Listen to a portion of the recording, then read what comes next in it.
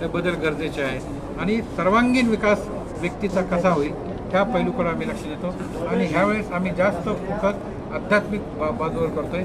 त्याचं कारण काय, लोकांचा सगळा कल मटेरियलिझम म्हणजे पैशाकडं, मटेरियल वस्तूकडे चालला आहे आणि जो आध्यात्मिक बाजू आहे ज्याच्यामध्ये प्रेम, एक दुसऱ्याशी चांगलं वागणं, दुसऱ्याच्या भल्याचं काम करणं हे कमी कमी होत चाललं आहे। तर ही बाजू वाढवल्यानं तुमचं मानसिक स्वास्थ्य कसं वाढेल ह्याच्याकडे लक्ष द्यायचं। ह्याच्यासाठी मी बऱ्याच वेळा सांगतो, आजच्या समाजामध्ये जगभर जर पाहिलं आम्ही तर सगळ्यात एक महत्त्वाचा जो घटक आहे तो आहे राग।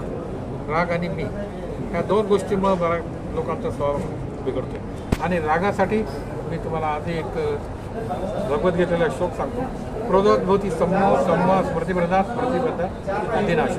आता हा किती लोकांना समजला, किती लोक ह्याच्यापर्यंत वाटतात हा वेगळा विषय, पण क्रोधामुळं तुमच्या बुद्धीचा नाश होतो आणि मग मनुष्य त्यामध्ये काही करतो। हे कुठल्याही धर्मानं प्रमोट केलेलं नाही। म्हणजे तुम्ही शांतता पाळणं, संयम बाळगणं हे सगळी काही शिकवण आहे। पुराणातली मी एक वर्ष सांगतो तुम्हाला, वर काळजी मिळेल गाईज व लाफीना आणि नाच वल्ला। जे लोक रागावर नियंत्रण करतात, लोकांना क्षमा करतात आणि अल्लाह त्यांच्याशी प्रेम करतो, ते दुसऱ्याशी चांगलं वागतात। तर इथं कुठल्या धर्माचा संबंध नाही, माणसाशी संबंध आहे। तर माणसानं माणसाशी प्रेमानं वागलं पाहिजे, चांगलं वागलं पाहिजे, हे बेसिक तत्व आहे आणि ह्या प्रेमाच्या वागण्यानंच तुमचं मानसिक स्वास्थ्य चांगलं राहू शकतं। तुम्ही प्रेमाची गोष्ट कोणाशी करा, तुम्हाला शांत वाटतं, मग रागाची गोष्ट कोणाशी करा, तुमचं स्वास्थ्य बिघडतं। ही साधी रोजच्या व्यवहारातली गोष्ट आहे।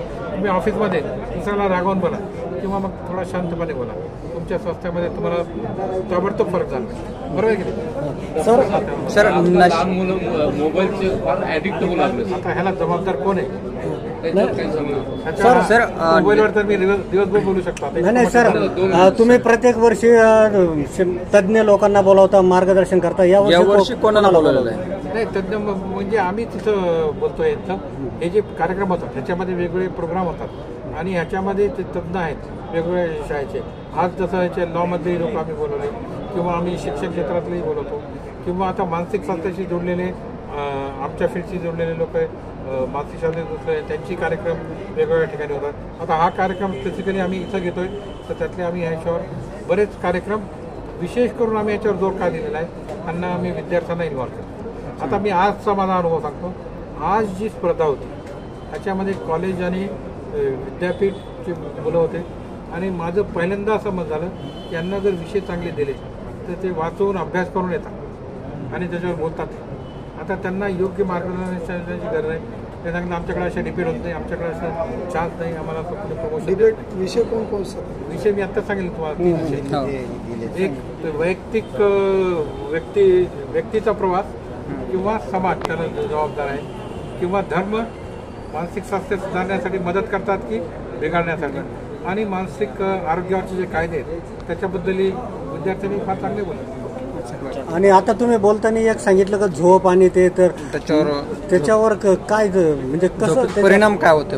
झोप जर मी एक साधा नियम सांगतो, झोप तुम्ही जर 4 दिवस 5 दिवस नाही झोपले तर तुमचं मानसिक स्वास्थ्य बिघडतं, तुम्ही मारायला लागता, चिडचिड करायला लागतात, काही लोक सायकोलॉजिस्ट त्यांना ॲडमिट व्हावं लागतं। तर झोप फार आवश्यक आहे आणि झोपेमध्ये जर तुम्ही आजचं जे झोपचं चक्र बदललं आहे, दिवसा लोक झोपायला लागले, रात्री जागायला लागले, त्याच्यामुळे आतले जे रसायन आहेत ते आतले, ज्याला आपण सिरोटोनिन, डोपामिन किंवा कॉर्टिसॉल हे स्ट्रेस निर्माण करणारं किंवा मेलाटोनिन हे झोप आणणारं, या सगळ्यामध्ये बदल होतो आणि त्यामुळं त्याच्या आरोग्यावर परिणाम होतो, शारीरिक आरोग्यावर परिणाम होतो आणि मानसिक आरोग्यावर। सर दिवसेंदिवस नशेखोरीचं पण प्रमाण वाढलं, त्याचं कारण एकच आहे, माणसाला वाटतं मी नशा केला तर माझं सगळं काही चांगलं होईल आणि उलट सगळं काही बिघडतं। तर त्याच्याबद्दल एज्युकेशन करणं, नशा कमी करण्यासाठी प्रत्येक व्यक्तीने प्रयत्न केला पाहिजे, व्यक्तिगतरित्या, कम्युनिटी लेवलवर, शासनाच्या लेवलवर, रिलेटेड कायद्याच्या बद्दल कायदेसुद्धा असे पाहिजेत की नशा लोकांना इतक्या आरामानं मिळाल्या नाही पाहिजे।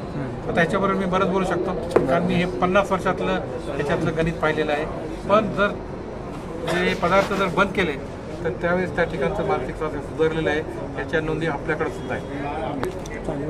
काळ असा होता जेव्हा गुटख्यावर बंदी होती, मुलं वापरत होती, जसं बंदी निघाली लहान लहान मुलं गुटखा घ्यायला लागले, त्यांचं स्वास्थ्य बिघडायला लागलं, कॅन्सर व्हायला लागले, नवीन नवीन प्रकार त्यात निर्माण झाले. तर कायदेसुद्धा अशी पाहिजे की आरोग्य प्रमोट करणारे पाहिजे आणि त्याची अंमलबजावणीसुद्धा योग्य प्रमाणात झाली पाहिजे.